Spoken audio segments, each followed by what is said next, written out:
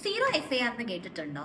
Zero FIR എന്ന് വെച്ച് കഴിഞ്ഞാൽ the FIRs which can be registered in any police station irrespective of the jurisdiction when it receives a complaint regarding a cognizable offence. അതായത് ഒരു cognizable offence നടക്കുകയാണ്, അതിനെ പറ്റിയിട്ട് ഒരു കംപ്ലൈന്റ് ഒരു പോലീസ് സ്റ്റേഷനിൽ ലഭിക്കുന്ന സമയത്ത് അവരവിടെ ഒരു FIR രജിസ്റ്റർ ചെയ്യണം.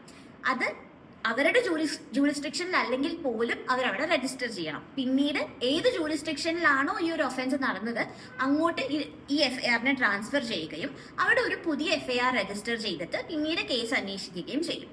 ഇതിൽ എന്താണ് കോഗ്നിസിബിൾ ഒഫൻസ്?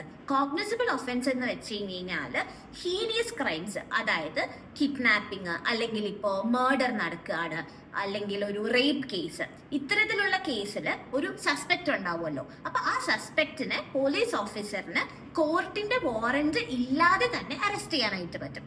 ഇത്തരത്തിലുള്ള ഒഫൻസിനെയാണ് നമ്മൾ കോഗ്നിസിബിൾ ഒഫൻസസ് എന്ന് പറയുന്നത്.